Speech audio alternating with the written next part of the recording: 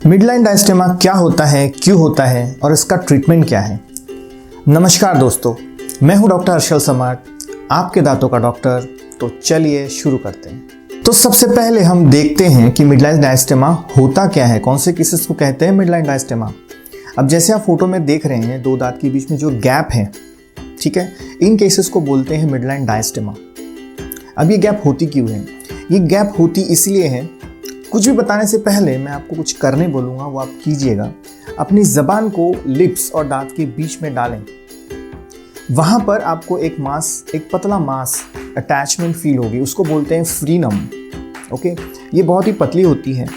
जब ये अटैचमेंट नीचे तक आती है, दो दांत के बीच में नीचे तक आ जाती है, तब ये गैप जो है बढ़ा देती है, दो दांत के बीच के गैप को काफ़ी बढ़ा देती है। जब ये जितनी ज़्यादा नीचे उतरेगी उतना ही ज़्यादा गैप दांत में पैदा हो जाता है, ठीक है।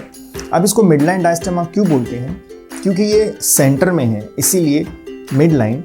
और जब दो दांत के बीच में गैप तैयार हो जाती है तो उसको बोलते हैं डायस्टेमा, इसलिए इसको बोलते हैं मिडलाइन डायस्टेमा। ये जनरली बचपन में ही आपको देखने मिलता है, बचपन से ही आपको ये जो गैप है ये देखने मिलती है। बढ़ते उम्र के साथ में ये गैप बढ़ती जाती है, क्योंकि जो अटैचमेंट है, फ्रीडम अटैचमेंट है, वो नीचे नीचे थोड़ा उतरता है, जिसकी वजह से जो गैप है वो बढ़ती जाती है, ठीक है। अभी मैं आपको एक फ़ोटो दिखाऊंगा जिसमें और क्लियर होगा आपको। इसको बोलते हैं high attachment of labial frenum, जिसकी वजह से जो गैप आती है। अभी जैसे 1 मिनट पहले मैंने आपको बताया। अभी काफ़ी सारे लोगों को ये समझ में आ गया होगा कि मिडलाइन डायस्टेमा क्या होता है और क्यों होता है। तो चलिए देखते हैं हम अब इसका ट्रीटमेंट क्या हो सकता है। इसका ट्रीटमेंट प्लान बताने से पहले मैं आपको ये बता दूं कि ये कोई बड़ी प्रॉब्लम नहीं है। आप किसी भी एज में हो, मान के चलिए आप 15 साल की एज है, आपकी 20 साल की एज है, आपकी 30 है, 40 है, आप किसी भी एज में इसका ट्रीटमेंट करा सकते हैं। ये जो गैप है ये आप बंद करा सकते हैं, ठीक है। देखते हैं इसका ट्रीटमेंट प्लान। फर्स्ट नंबर पे आता है ब्रेसेस। ब्रेसेस जनरली कम एज में ही किया जाता है। 15 से 35 साल की एज में ब्रेसेस का ट्रीटमेंट सबसे बेस्ट है। ये नेचुरल ट्रीटमेंट है। इसका एक ही प्रॉब्लम है कि इसमें टाइम ज़्यादा लगता है। टाइम जो है वो 12 महीने से 18 महीने तक का समय इसमें लग जाता है। कम भी लगता है, कभी कभी जल्दी भी हो जाता है। 10 महीने के अंदर भी कभी कभी रिजल्ट्स मिल जाते हैं, ठीक है। इसमें खर्चा ऐसा है कि खर्चा डिपेंड करता है कि डेंटिस्ट कितना एक्सपीरियंस्ड है, कौन से एरिया में है, और सीवियरिटी क्या है, केस की सीवियरिटी क्या है। बस आप मेटल ब्रेसेस यूज़ कर रहे हैं कि सिरामिक ब्रेसेस यूज़ कर रहे हैं, इसके ऊपर इसका जो खर्चा है वो डिपेंड करता है। अनुमान इसका खर्चा 15,000 से 30,000 तक होना चाहिए। होता ही है जनरली, बहुत रेयर केसेस में इससे ज़्यादा जाता है। अदरवाइज़ इसी के अंदर में आपका जो ट्रीटमेंट है वो हो जाता है, ठीक है। मैंने इसमें आपको ये बताया, टाइम लगता है 12 महीने से 18 महीने, कम में भी हो जाता है। खर्चा लगता है 15 से 30,000। एज, सबसे बेस्ट एज इस ट्रीटमेंट की जो है वो है 15 साल से 35 साल तक, ठीक है। अभी आते हैं हम ट्रीटमेंट नंबर 2 पे। ट्रीटमेंट नंबर 2 है आपका कैपिंग का। कैपिंग ऐसा है कि यदि आपके पास समय कम है तो आप ये करा सकते हैं। जैसे हमने ब्रेसेस के ट्रीटमेंट में देखा कि जो समय है वो 12 महीने से 18 महीने तक मैक्स लगता है, कभी कभी कम में भी होता है। बट कैपिंग की खास बात यह है कि इसका जो ड्यूरेशन है वो 1 हफ्ते का है या फिर उससे कम है, उससे ज़्यादा नहीं जाता है। कैपिंग उन लोगों को करानी चाहिए जिनके पास समय कम है, एज ज़्यादा है। जैसे 35 साल के ऊपर हो गए तो हो सकता है कि ब्रेसेस का ट्रीटमेंट न कर पाए, तो ऐसे केसेस में कैपिंग का ट्रीटमेंट आप करा सकते हैं। कैपिंग क्योंकि जल्दी हो जाता है ना, तो इसमें ये हो जाता है 1 हफ्ते के अंदर में आपको रिजल्ट जो है, टिकाऊ रिजल्ट, ऐसा नहीं कि टेम्पररी है, नहीं, ऐसा नहीं है। परमानेंट रिजल्ट आपको मिल जाता है हमेशा हमेशा के लिए। इसमें एक बात है कि जो कैपिंग है उसमें दांत को घिसना पड़ता है, बस वही एक प्रॉब्लम है इसमें कि दांत की थोड़ी घिसाई करनी पड़ती है। बट ये कोई मेजर प्रॉब्लम नहीं है, दिस इज़ नॉर्मल। दांत अच्छे से सर्वाइव कर जाते हैं, सालों साल वो कैप चलती है। अब इसमें इम्पॉर्टेंट ये है, इसमें देखने वाली बात ये है कि जो कैपिंग है वो कौन सी वाली करा रहे हैं आप, वो इम्पॉर्टेंट है, क्योंकि कैपिंग के ऊपर ही सारा खेल है। कैपिंग जितनी अच्छी होगी उतना ही अच्छा उसका रिजल्ट होगा।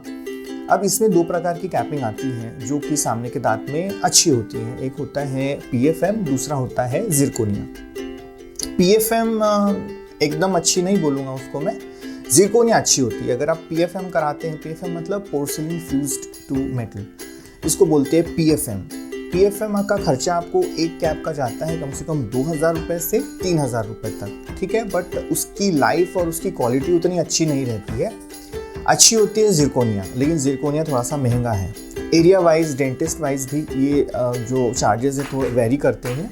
जिरकोनिया का खर्चा आपको जाता है 5,000 to 6,000 to 8,000 जाना चाहिए इसका खर्चा।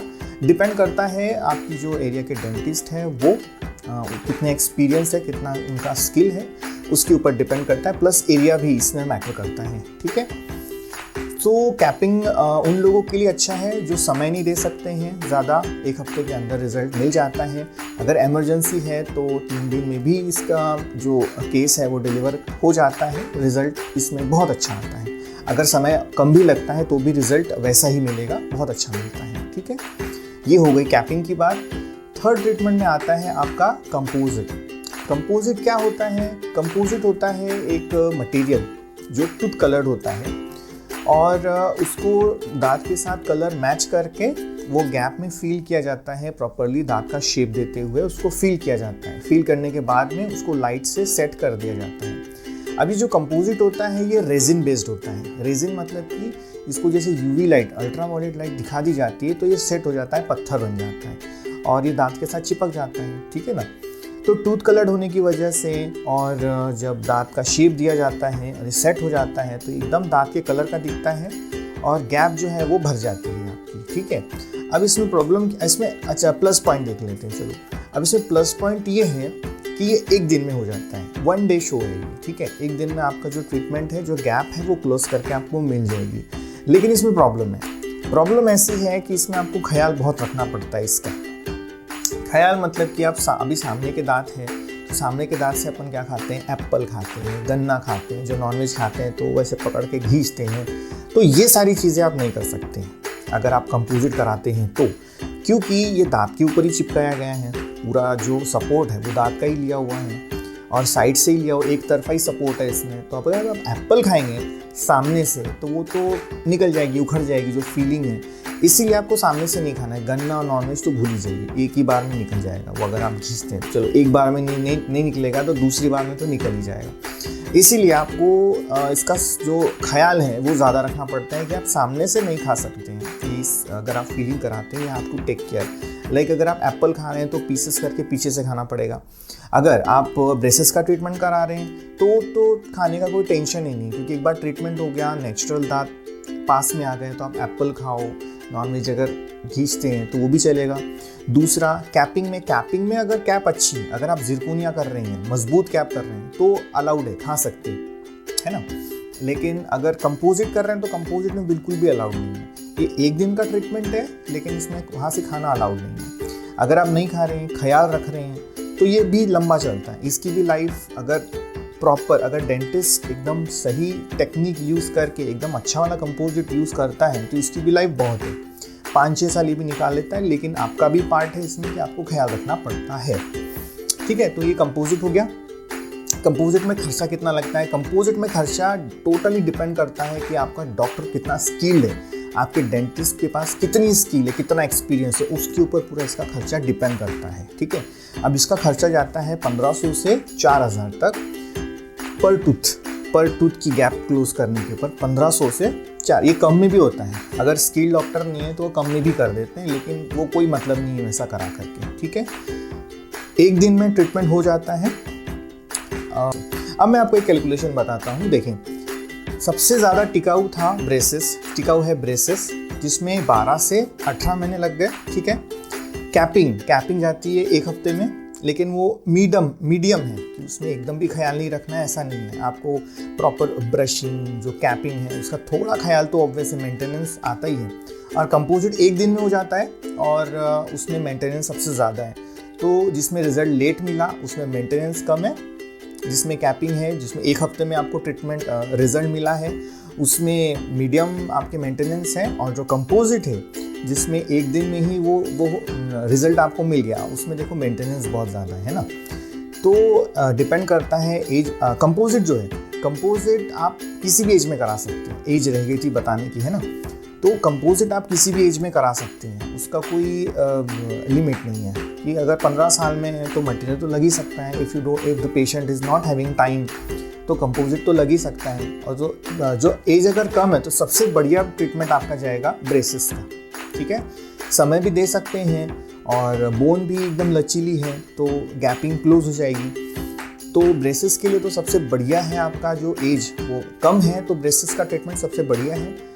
कैपिंग का जो मिडल एज है 35 के ऊपर में, क्योंकि उसमें ब्रेसेस का ट्रीटमेंट सही नहीं रहेगा, तो उसमें आप कैपिंग, अगर आपके पास समय नहीं है तो कंपोजिट। और कंपोजिट का ऐसा है कि किसी भी एज में करा सकते हैं आप। अगर समय नहीं है और पेमेंट भी उतना अवेलेबल नहीं है तो आप कंपोजिट करा सकते हैं। बट मैं कंपोजिट को उतना उतना मैं अच्छा नहीं बोलूँगा। I will say braces and capping will be the best, तो जिसमें अच्छा रिजल्ट आपको मिल जाएगा और टिकाऊ भी रहेगा, ठीक है। सो ये था मिडलाइन डायस्टेमा के ऊपर मेरा थोड़ा सा जो नॉलेज है मैं आपके साथ शेयर किया हूँ। तो आशा करता हूँ कि आपको ये वीडियो अच्छा लगा होगा, इसमें आपको नॉलेज मिला होगा। अगर आपके फैमिली में कोई होगा जिसको 2 दांत के बीच में गैप होगी तो आप उनको ये वीडियो दिखाएं, उनको बता सकते हैं कि क्या होता है मिडलाइन डायस्टेमा, ट्रीटमेंट प्लान क्या हो सकता है इसका, ठीक है। तो अगर चैनल को सब्सक्राइब नहीं किया हुआ है तो चैनल को सब्सक्राइब कीजिए। मैं ऐसे ही इंफॉर्मेटिव वीडियोस बनाता रहता हूँ। तो थैंक यू सो मच। जय हिंद।